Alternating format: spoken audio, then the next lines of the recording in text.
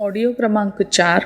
पुस्तक का नाम गायत्री प्रार्थना। लेखक पंडित श्रीराम शर्मा आचार्य। युग ऋषि परम पूज्य पंडित श्रीराम शर्मा आचार्य। हिमालय पिता ने गुरुदेव का व्यक्तित्व निर्मित किया। गुण, कर्म और स्वभाव की उत्कृष्टता उसी की देन है। शारीरिक स्वास्थ्य और मानसिक संतुलन उन्हें पिता का दिया हुआ है। दृष्टिकोण में उत्कृष्टता, लक्ष्य की ऊंचाई, सर्वतोमुखी प्रतिभा, अविचल साहस और अटूट धैर्य जैसी दिव्य संपदाओं को लेकर ही वे ऊंचे उठे और महामानव के स्तर तक पहुँचे।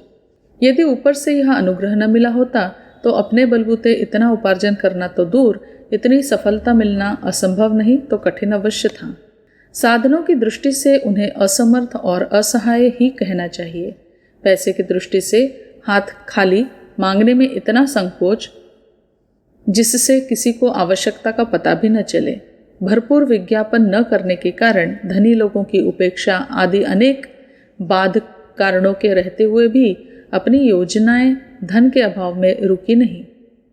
इसे उनके मार्गदर्शक की प्रत्यक्ष अनुकंपा ही कहना चाहिए। बोलने में उन्हें रुकावट होती, पर जब भाषण देने खड़े होते तो जिह्वा पर सरस्वती आ विराजती। लेखनी का जादू भरा संपादन रहता। लेखनी मस्ती पैदा करती और उसमें स्फुरना जाग पड़ती। उनका लिखा जिसने पढ़ा प्रभावित हुए बिना न रहा। इस लेखनी का ही चमत्कार है जिसने करोड़ों को उनके प्रवाह में बहने और साथ उड़ने के लिए विवश कर दिया। वैज्ञानिक अध्यात्मवाद के नए प्रतिपादन ने संसार भर में हलचल पैदा कर दी। संगठन की क्षमता, रचनात्मक कार्यक्रमों की योजना, भावी महाभारत की व्यूह रचना जिस दूरदर्शिता के साथ की जाती रही और सफलता की प्रतिक्रिया तत्काल परिलक्षित होती है, उसके पीछे गुरुदेव की अपनी प्रतिभा नहीं वरन निश्चित रूप से उनके महान मार्गदर्शक का अनुदान ही मूल कारण है। युग निर्माण अभियान की जो कुछ भी सफलता दृष्टिगोचर होती है उसे उनके मार्गदर्शक का अनुदान माना जाए। यह अनुदान गुरुदेव ने कीमत चुकाकर पाया था, पात्रता सिद्ध करने पर मिला था।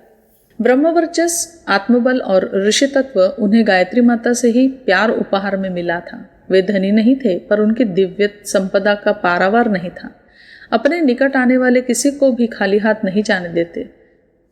जो भी समीप आया, माता जैसे उदार अंतरात्मा ने पहले उनकी व्यक्तिगत व्यथा, चिंता और कठिनाई को समझने की कोशिश की और अपनी सामर्थ्य के अनुसार सहायता में कोई कंजूसी नहीं की। किसी पर एहसान करने के लिए नहीं, चमत्कार दिखाकर और फिर उससे कुछ काम निकालने की बात कभी स्वप्न में भी नहीं सूझी।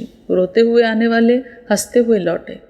गुरुदेव की आत्मीयता का विकास ही है जिसने लाखों व्यक्तियों को मजबूत रस्सी के साथ जकड़कर उनके साथ बांध दिया। विद्वत्ता, प्रतिभा, भाषण, लेखन, संगठन और आंदोलन आदि बहुत छोटे छोटे आधार हैं। यह कला दूसरों को भी अच्छी तरह आती है, पर वे इतना सघन कुटुंब कहाँ बना पाते हैं। उनकी कला केवल आकर्षण का केंद्र बनी रहती है। ऐसे व्यक्तित्व किसी को घनिष्ठ आत्मीयता से बांध लेने और उनसे साहसपूर्ण कार्य करा सकने में समर्थ नहीं होते। पूज्य गुरुदेव ने हिमालय के वातावरण में अंतर्मुखी होकर प्रकृति के कणकण में व्याप्त दिव्यता को पढ़ा, समझा और वे तत्वदर्शी के स्तर तक पहुँचे। कष्ट पीड़ितों और अभावग्रस्तों को उनका अनुदान सदा मिलता रहा। रोते को हंसाने में उन्हें मजा आता, यह उनका सबसे बड़ा विनोद व्यसन कहा जा सकता है। जिन्हें वे कुछ ऊंचा उठा देखते, उनकी कामनाओं और तृष्णाओं को तृप्त नहीं वरन समाप्त करते और उन्हें बड़प्पन से छुड़ाकर महानता में संलग्न करते। जिन्हें और भी ऊंचा समझते, उन्हें और भी ऊंचा उपहार देते। अहंता और तृष्णा छोड़े बिना ब्रह्मवर्चस्व मिलता नहीं। जिसे सबसे अधिक प्यार करते, उसकी तृष्णा और अहंता छीन कर अपने सदृश बनाने का प्रयास करते। मनुष्य में देवत्व के उदय और धरती पर स्वर्ग के अवतरण का स्वप्न उन्होंने इसी आधार पर देखा। स्वर्ग की ज्ञान गंगा को धरती पर लाने का प्रयास में भागीरथ की तरह जूझते रहे और गायत्री माता की दिव्य सत्ता उन्हें मुक्त हस्त से सहायता प्रदान करती रही।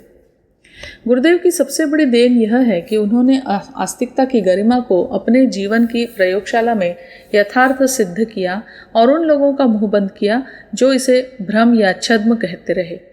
गुरुदेव ने अपने लेखों और प्रवचनों में ही नहीं, आचरण की भाषा में भी यह कहा कि यदि देव सानिध्य, ईश्वरीय अनुग्रह और आत्मबल अभीष्ट है तो सबसे प्रथम चरण दृष्टिकोण में के परिष्कार का उठाया जाना चाहिए। अपने को मात्र शरीर और मन से बना मांसपिंड मानकर वासना तृष्णा के पेट प्रजनन के तुच्छ प्रयोजनों में ही संलग्न नहीं रहना चाहिए, वरन कुछ आत्मकल्याण की, मानवीय गरिमा की और जीवनोद्देश्य की बात भी सोचनी चाहिए और उसके लिए कुछ कारगर प्रयत्न भी करने चाहिए।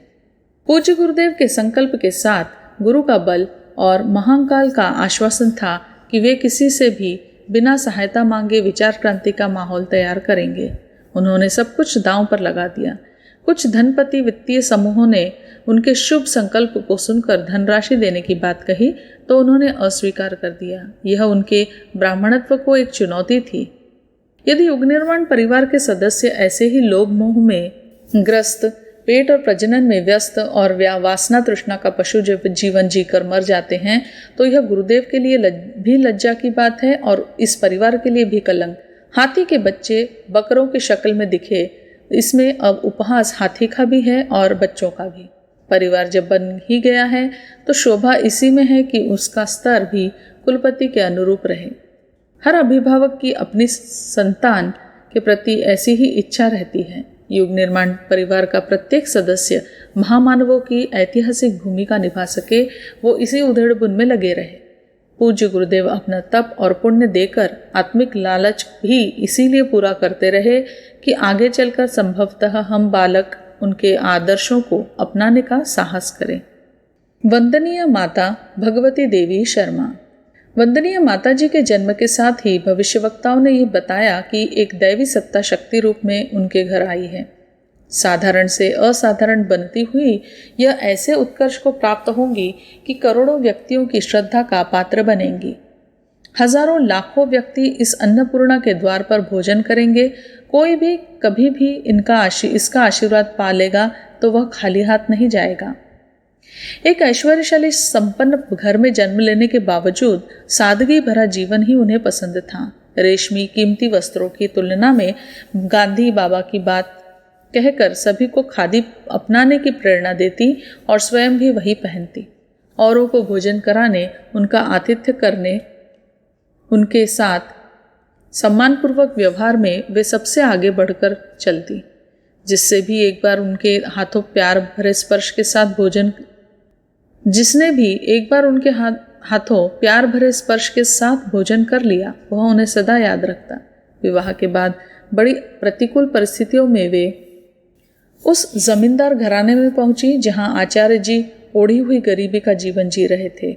जैसा पति का जीवन वैसा ही अपना जीवन, जहां उनका समर्पण उसी के प्रति अपना भी समर्पण। यही संकल्प लेकर वे जुट गई, कंधे से कंधा मिलाकर पूर्व जन्मों के अपने आराध्य इष्ट के साथ। 24 वर्षों के 24 महापुरुष चरणों का उत्तरार्ध चल रहा था। जब गायत्री तपोभूमि की स्थापना का समय आया तब पूज्य गुरुदेव 108 कुंडीय यज्ञ कर 24 वर्षीय अनुष्ठान की पूर्णाहुति करना चाह रहे थे। स्वयं अपनी ओर से पहल करके वंदनीय माता जी ने अपने सारे जेवर अपने आराध्य के कार्य को सफल बनाने के लिए दे दिए। माता जी ने लिखा है, परिजनों की इस माँ ने अपने जीवन का हर क्षण एक समर्पित शिष्य की तरह जिया है। अपने आराध्य की हर इच्छा को पूरा करने का अथक प्रयास किया है।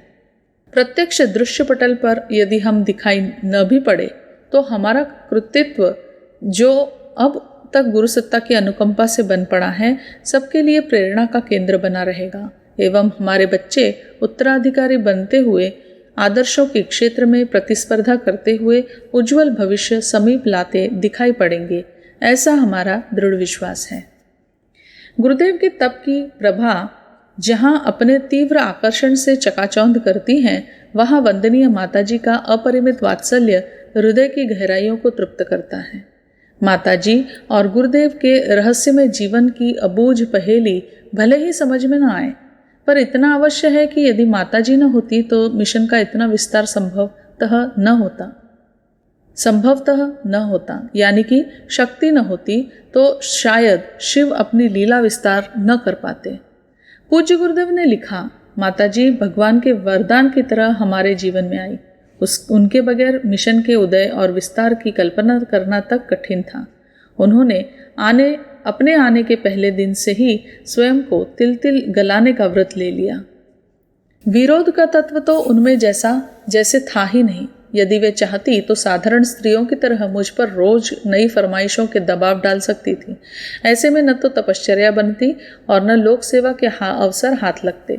फिर जो कुछ आज तक हो सका उसका कहीं नामो निशान तक नहीं होता।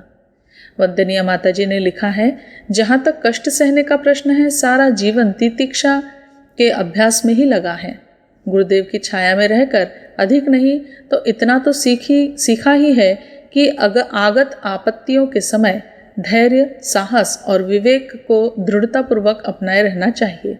व्यथा को इस तरह दबाए रहना चाहिए कि समीपवर्ती किसी अन्य को उसका आभास न होने पाए। मानव जीवन सुखों के साथ दुखों का भी युग्म है। संपत्ति ही नहीं, विपत्ति भी भगवान मानव कल्याण के लिए भेजते हैं। गुरुदेव के संपर्क में ऐसे पाठ पढ़ती रही हूँ कि रुदन को मुस्कान में कैसे बदला जाना चाहिए। पूज्य गुरुदेव ने लिखा है, माताजी का दर्जा ऊंचा बैठता है क्योंकि उनका स्नेह सहयोगी नहीं, वात्सल्य भी हमने भरपूर पाया है। हमें वे बहुत उदारतापूर्वक परिपोषण देती रही हैं। उनका मूल्यांकन तुलनात्मक दृष्टि से कम नहीं किया जा सकता। वे अनवरत रूप से सहधर्मिणी रही हैं। उनके कारण हमें निजी जीवन में भी धर्म धारणा पर अडिग रहने और दूसरों को उस दिशा में चला सकने में असाधारण सहायता मिली है। एक शब्द में उन्हें सजल श्रद्धा कहा जा सकता है। उनकी काया में है तो हाड़मांसी, पर कोई कण ऐसा नहीं है जिसमें श्रद्धा कूट कूट कर न भरी हो। संपर्क में आने वाले हमारी प्रज्ञा से निष्ठावान नहीं बने, वरन उनकी श्रद्धा के साथ वात्सल्य पाकर निष्ठावान बने हैं। मिशन को अग्रगामी बनाने में किसने कितना योगदान किया, यह जब इसका लेखा जोखा भगवान के घर लिया जाएगा तो कदाचित मूर्धन्यों में माताजी का नाम ही अग्रणी होगा। कभी सोचते हैं कि यदि वे साथ न रही होती तो इतना सब कर पाते क्या जो कर सके। उनके वात्सल्य ने हमारी ही तरह समूचे गायत्री परिवार को उनके माध्यम से दूरवर्ती वातावरण को कृतकृत्य किया है। महाप्रयाण के पूर्व माताजी ने कहा था, निरंतर प्यार ममत्व बांटकर ही हमने यह संगठन खड़ा किया था। तुम सब इसी जिम्मेदारी को निभाना। मिशन का भविष्य निश्चित ही उज्जवल है। मुझे अपने पुत्र पुत्रियों पर पूरा विश्वास है कि स्नेह के डोर में परस्पर बंधे इस मिशन के संस्थापकों व दैवी संचालन तंत्र के नियामक ऋषिगणों द्वारा निर्धारित लक्ष्य अवश्य पूरा होगा।